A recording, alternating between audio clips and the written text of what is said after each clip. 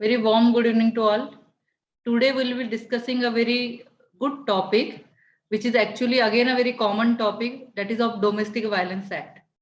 It is mainly related to women, and the act itself, when it says a domestic violence, protection of women from the Domestic Violence Act, that is, it means for the women. But what is the difference between the other laws for women and this law? I would say this law not only protects the wife, that lady, but the ladies who are residing in the nature of marriage, that is live-in relationship. Now, when I say live-in relationship, don't mistake it that our country or our country's law allows the live-in relationship. I'll come to the two important judgments of the Supreme Court, which says that live-in relation is not something which our country has accepted, and that is not where the law protects them. And also for the sisters, for the widows, for the mother. So this act is very exhaustive. The Domestic Violence Act is an act which is here to protect the woman from any kind of violence. It may be emotional, it may be sexual, it may be mental, it may be physical, or it may be economical also. Suppose a person cheats you for the money, it may be your brother, then also you can file a domestic violence case. If your father cheats you, it's wrong to say on this forum, but if any of your male relatives cheats you, then also you can file a complaint under the Domestic Violence Act. So Domestic Violence Act is one of the very exhaustive act which covers lot of things. See, 125 CRPC is for maintenance, Hindu marriage is for maintenance. There are also various personal laws for Muslim women, for Christian women, but they are different laws. But this act is particularly or religion neutral general laws, and it applies to all the people of our country, and in fact the same can apply to foreigners as well. Now when I say Domestic Violence Act against any woman, it means any woman who is in the domestic relationship, but it does not mean that you can file a case against your next door neighbor. No, it can't. You should have a domestic relationship. There are some conditions to be fulfilled. They should have the domestic relationship, and they should be sharing the one shared household. They should be staying together. To create a domestic violence, they should be staying. If the brother is residing here and the sister is residing there, it cannot be domestic violence. But in the past, if they had resided together.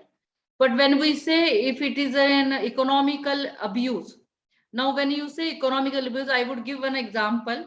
Suppose a husband and wife are staying together, or sister and brother are staying together, and the sister is having lot of jewelry, and this jewelry is taken away by the brother, or she has the money, or she has some money in the bank account, and by fraud or by some taking a signature, by giving her some false facts, he signs the get the signature signed check and blank check and take out the money, then also it will be a domestic violence of economical nature. So Domestic Violence Act is very good act. I will share the little bit of the sections here. Just a minute.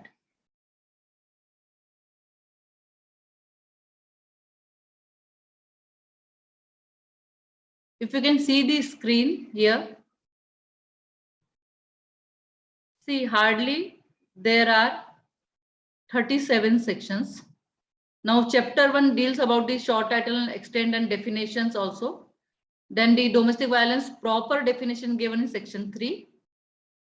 Then in chapter 3, powers and duties of the protection officers, service providers. Now what is the main? Chapter 4, procedure for obtaining orders or reliefs.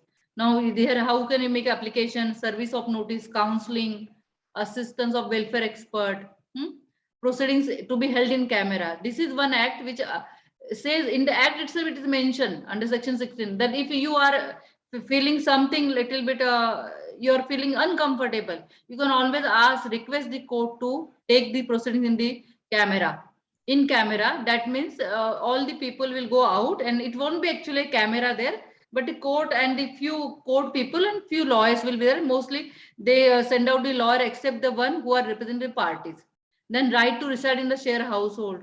This is one of the best relief you can get in the Domestic Violence Act. Normally what happens whenever you file a case related to property, it's a totally a civil matter.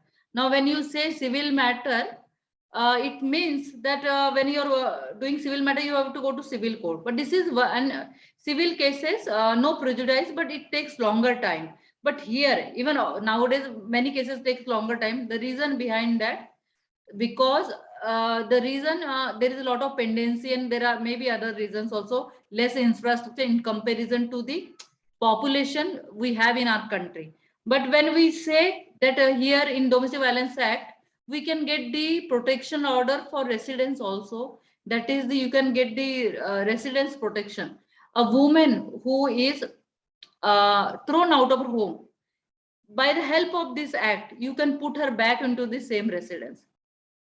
Or the husband is having two houses and she is thrown out of the home and with children, she can go and request the court that give me a protection order. So this is one act where it will help you. So always remember, Domestic Violence Act is very important in the sense that it gives you residence order. This is one of the best part of the Domestic Violence Act, and I really like this act when you say that with such a small application before the magistrate court, you can put the woman in the residence again. Now we go to other sections here.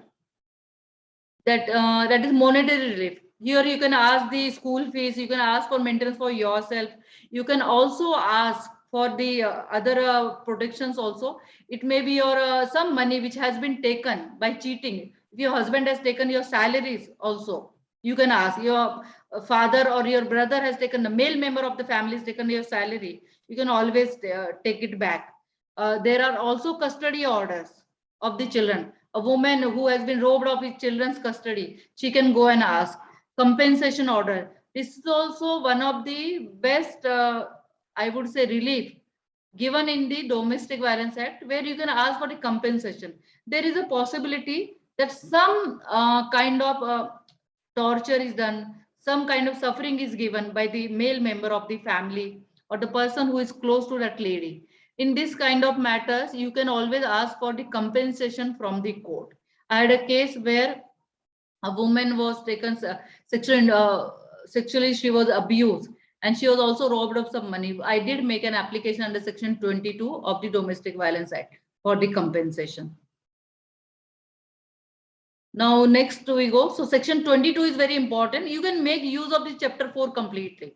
Then power to grant interim and ex parte orders, court to give copies order free of cost. This is again a very important part. Court to give copies of the order free of cost. In the Domestic Violence Act, you get the order copy free of cost. Normally we have to apply certified copies, we have to pay for it. Now here you get free of cost. If you're, see, that is the reason, that is the beauty of reading the Barrett and the Complete Act. So if you read it, you will be knowing it so much. So better you read the Complete Act. I'm just trying to take an overview of the same. Next is duration of the orders, relief in other suits and legal proceedings, jurisdiction procedure. Then next, only few sections are remaining. There is section 29, that is about the appeal. Any order is appealable to the district court from the magistrate court. Then chapter 5 is there, which also reads through some important parts, but I find the chapter 4 is one of the most important part, and it's hardly 37 sections. So those who are attending today's session, I would say take this as today's homework to read this act, and trust me, you will be able to help so many people without even like you don't have to read so many judgments. You have to just read this act. Now next we go to the Bhumi. Bhumi, I'll be sharing this judgment. Okay.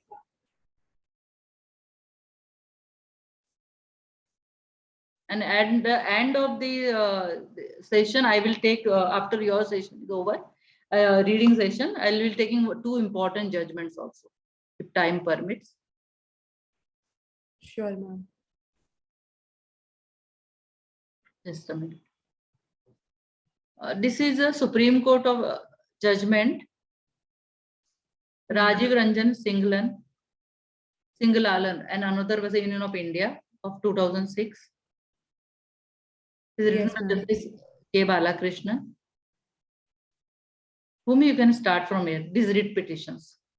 Oh, sure, ma'am. So these writ petitions are filed as public interest litigation by the two petitioners herein who were members of the parliament at the time of filing the petitions. Respondent numbers 4 and 5 were formerly chief ministers of the state of Bihar. It is alleged by the petitioners that they filed writ petitions before the High Court of Patna alleging large-scale defalcation of public funds and falsification of accounts involving hundreds of crores of rupees in the Department of Animal Husbandry in the state of Bihar. And pursuant to these allegations, several cases were registered by the police, and investigation of these cases was later handed over to the Central CBI.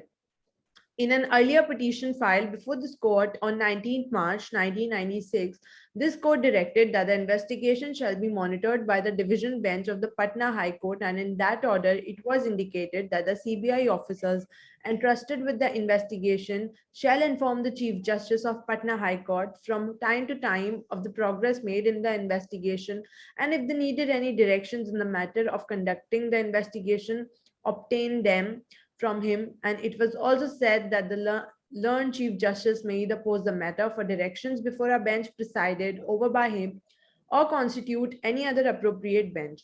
It was also directed that the state government shall cooperate in assigning adequate number of special judges to deal with the cases expeditiously so that no evidence may be lost.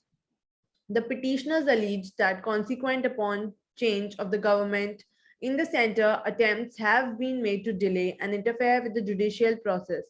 It is alleged that the public prosecutors who were handling the cases were removed, and to protect the interest of respondent numbers 4 and 5, convenient prosecutor was appointed. The petitioners allege that consequent upon change of the government in the center, attempts have been made to delay and interfere with the judicial process. It is alleged that the public prosecutors who were handling the cases were removed, and to protect the interest of respondent numbers 4 and 5, convenient prosecutor was appointed. The respondent number 5 is an accused in a case registered under the Prevention of Corruption Act 1988. The case is filed pursuant to the FIR registered as number RC5A 498 AHD PAT dated 19th August 1998.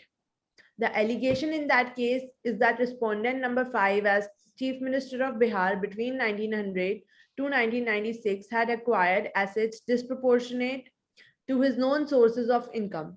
Charge sheet was filed in the court of the Special Judge, CBI Patna, on 4th April 2000 under Section 13(1) subclause E of the Prevention of the Corruption Act 1988.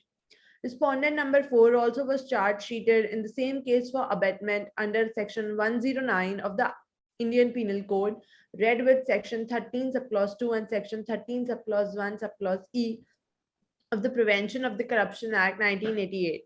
This case has been renumbered as Special Case number 5 1998 and is pending trial in the court of the Special Judge, CBI Patna. The petitioners allege that certain income tax cases of respondent numbers 4 and 5 are pending before the Income Tax Appellate Tribunal, and one Mr. D.K. Tyagi, who was a member of the tribunal, had been hearing those cases, and that respondent numbers 4 and 5 found it difficult to pursue the hearings before the said tribunal member, and hence at their influence, Mr. Tyagi was sent on deputation, and he was replaced by one Mr. Mohanarjan, who was on the verge of retirement. It is further alleged that the new member, along with another member, heard these cases within 2 weeks, and orders were pronounced in favor of respondent numbers 4 and 5. It is also alleged that respondent number 3, namely the CBDT, did not prefer appeal in these cases, though the decision went against the revenue. This, according to the petitioners, was to help respondent numbers 4 and 5 in the cases filed against them based on the allegation that they acquired assets disproportionate to their known sources of income. The respondent number 5 is an accused in a case registered under the Prevention of Corruption Act 1988. The case is filed pursuant to the FIR registered as number RC5A 498 AHD PAT 19th August 1998. The allegation in that case is that respondent number 5, as the Chief Minister of Bihar between 1990 to 96 had acquired assets disproportionate to his known sources of income. Charge sheet was filed in the court of the special judge, CBI Patna, on 4th April 2000 under section 13, subclause 1, subclause E. Ma'am, sorry to interrupt in between, but I think I'm repeating this. Repeat it. This para is repeated. Just a minute. Oh, okay. Just a minute. Point 4. Yes. See, here again 0.4 and again 0.4 is given. Just a minute. Yeah, There is some typing mistake in judgment itself. No problem. Yeah. Even 5 is typed again. Just a minute. You can start from 6. Okay. During the pendency of these writ petitions, the counsel for the petitioners alleged that the special judge who was trying the case involving respondent numbers 4 and 5 was being replaced by another special judge. The allegation was that one Shri Yogendra Prasad was the CBI special judge and he was being replaced by one Shri Muni Lal Paswan, and this, according to the petitioners, was deliberately done to help the respondent numbers 4 and 5. In view of the allegations made by the petitioners, this court on 1/8/2005 directed the Registrar General of the Patna High Court to send details and files as to when Judge Shri Yogendra Prasad was promoted as a district judge and all papers regarding posting of the subsequent officer Shri Muni Lal Paswan as regards the posting of Shri Muni Lal Paswan as a special judge. This court again passed on an order on 26 October 2005, and the Registrar of the High Court was directed to give further clarification in the matter. The Registrar General of the High Court of Patna appeared in person before us and filed an affidavit giving out the details leading to the decision of the Standing Committee of the High Court to post Sri Muni Lal Paswan as a special judge, CBI case Patna.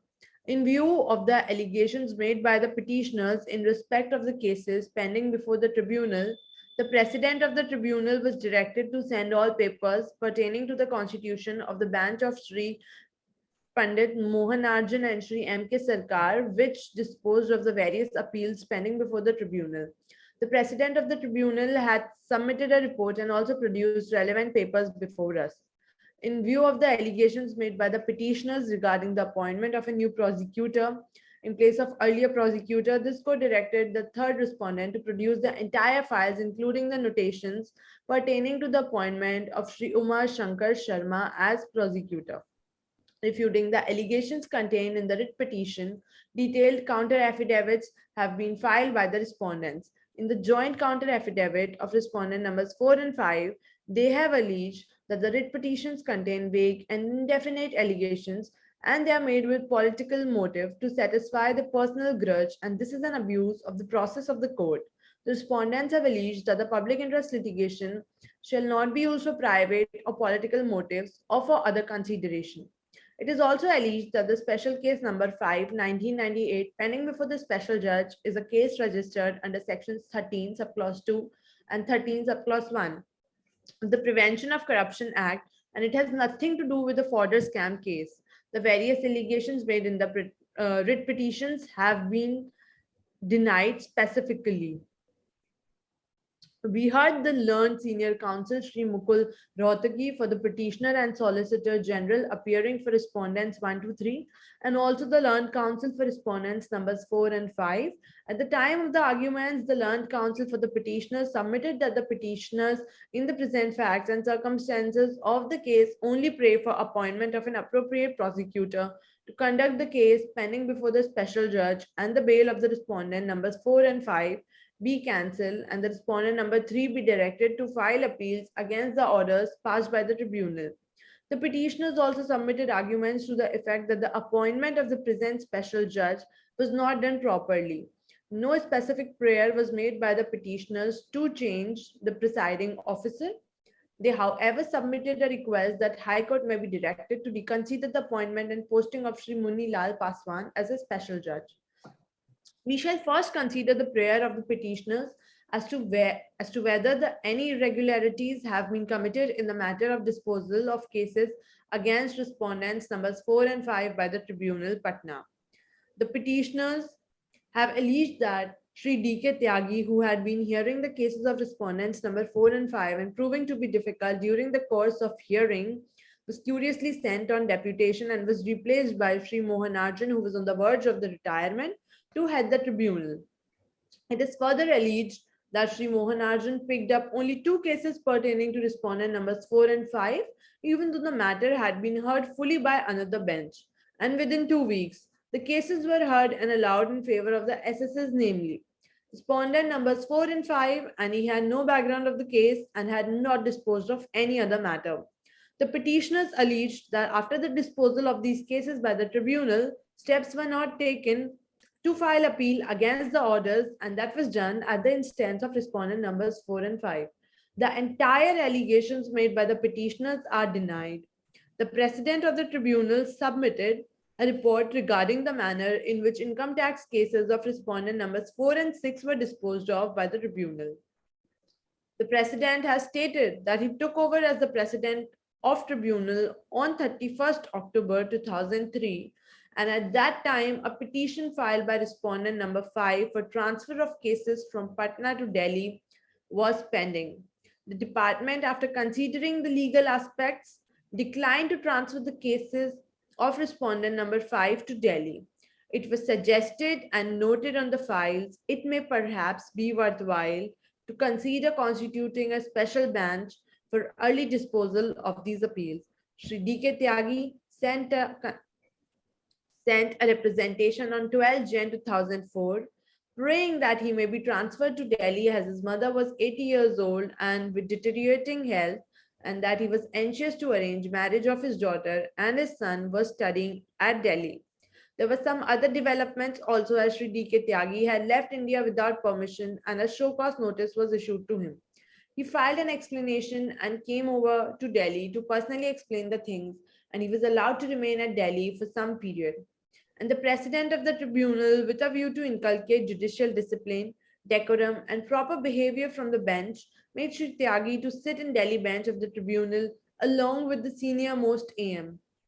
There were also other circumstances whereby Sri Tyagi wanted his transfer from Patna to avoid recurrence of another incident in view of the repeated confrontations with the bar. It was under these circumstances Sri Mohanarjan was directed to camp at Patna in June 2004. Another member, Sri Agrawal, also expressed his inability to camp at Patna. Sri Pandit Mohanarjan, along with Sri M.K. Sarkar, who was a senior member of the tribunal, dealt with the cases of respondent numbers 4 and 5. The president has also refuted an allegation that Sri Sarkar was selected to camp at Delhi only for a short period to dispose of this case. He has brought to our notice that the bench disposed of 11 appeals of respondent number 5 and several other cases, that 136 cases were disposed of during the period, and the list of such cases and details are given in Annex 1. Wait. Thank you so much, Bhumi. Well read. Thank you, ma'am. If you have gone through this judgment, or those who have just heard you while reading, it's a fodder case, चारा घोटाला, पटना से, तो सभी को नाम पता है. Yes, ma'am. We will go through it was under section 32. It was before as a public interest litigation. This writ petition came before the Supreme Court. See, we always see that public interest litigation क्यों file होती है. Public interest litigation आपको कुछ अच्छा करवाना है तो भी फाइल होती है, और कुछ नेगेटिव होता है. If there is some corruption going on, you can always bring it to the court's notice. So always remember, public interest litigation can be filed for a cause which is for the public use. अब ये जो fodder case था, इसमें भी कुछ corruption या जो भी बातें हो रही थी ना, आपने जब जजमेंट पढ़ा होगा तो आपको सुनाई ये दिया होगा कि जो प्रिसाइडिंग ऑफिसर्स का ट्रांसफर हो गया, नए प्रिसाइडिंग ऑफिसर लाते थे वो उनके पहचान के थे, केस डिस्पोज ऑफ नहीं होते थे, ऑफिसर्स ट्रांसफर हो जाते थे. There were so many things. Now when we say this, इसका मतलब ये है कि for this kind of matter also public interest litigation can be filed. So ये special case है Prevention of Corruption Act में. So this is also very important. So reading of judgment always helps us to know this.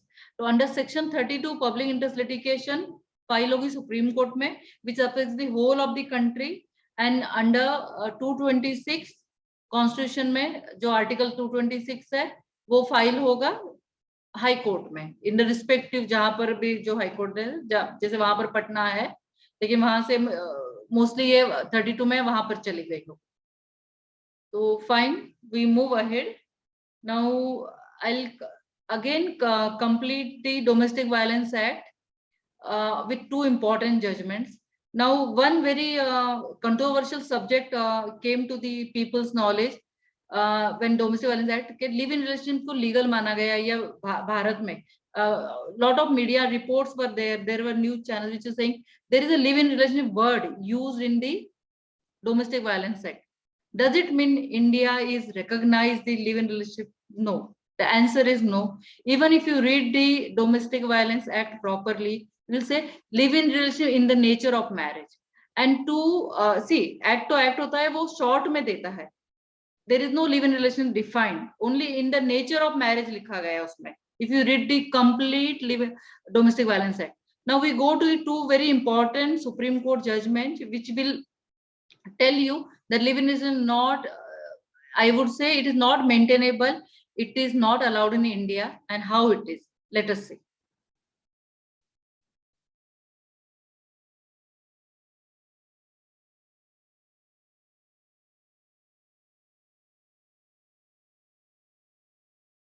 This is Supreme Court judgment of 2010. Due Velisamy judgment is known as popularly. It is one of the important judgment. This is Kajut judgment. It is.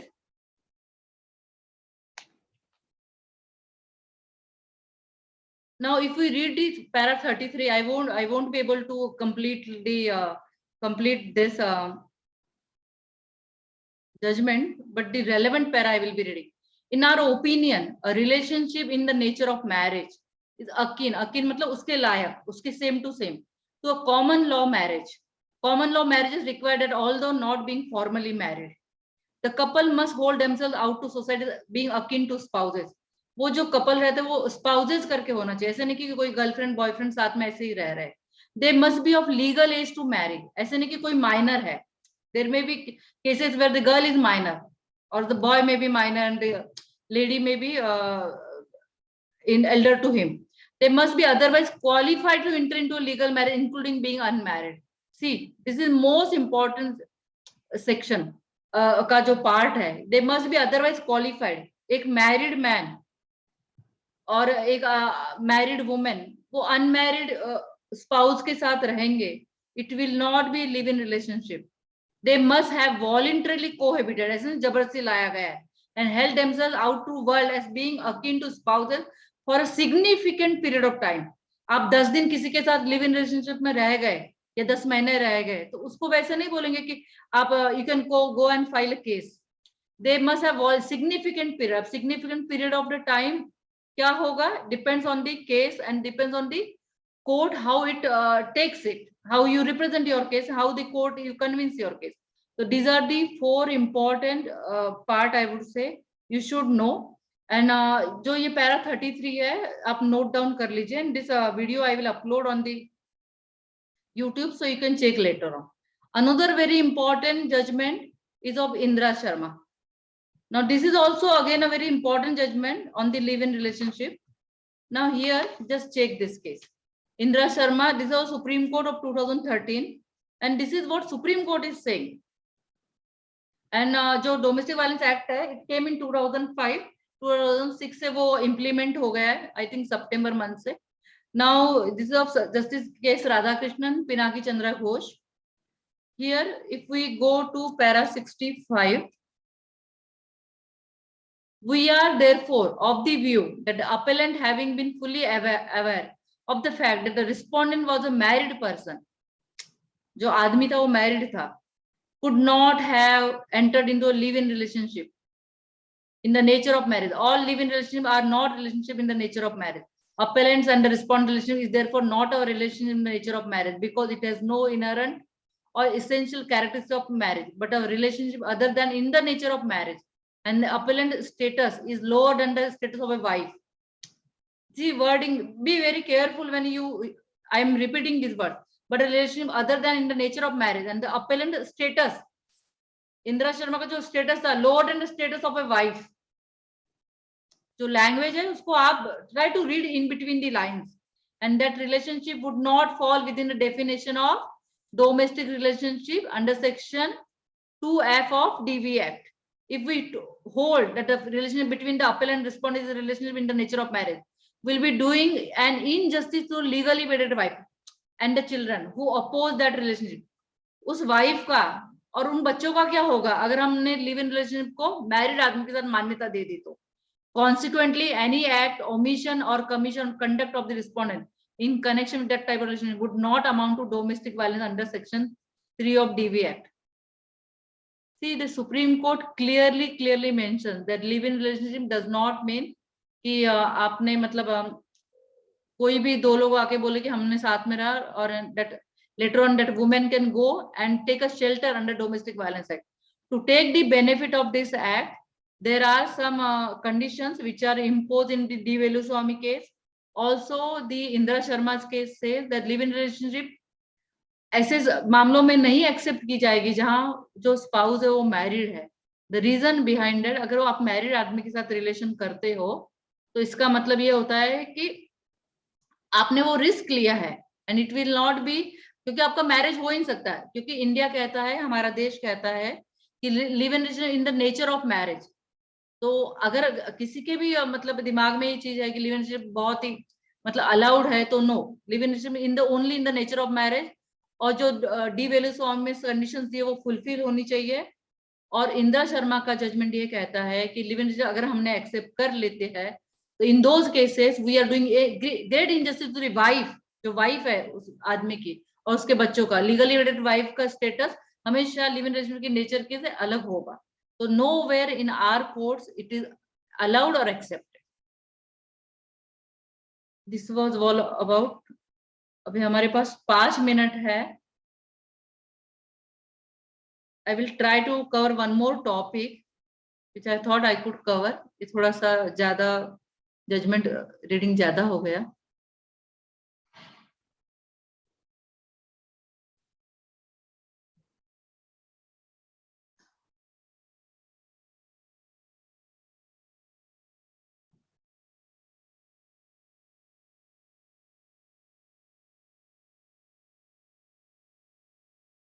This is section 320 CRPC of Criminal Procedure Code. इसमें compounding of offences दिया है.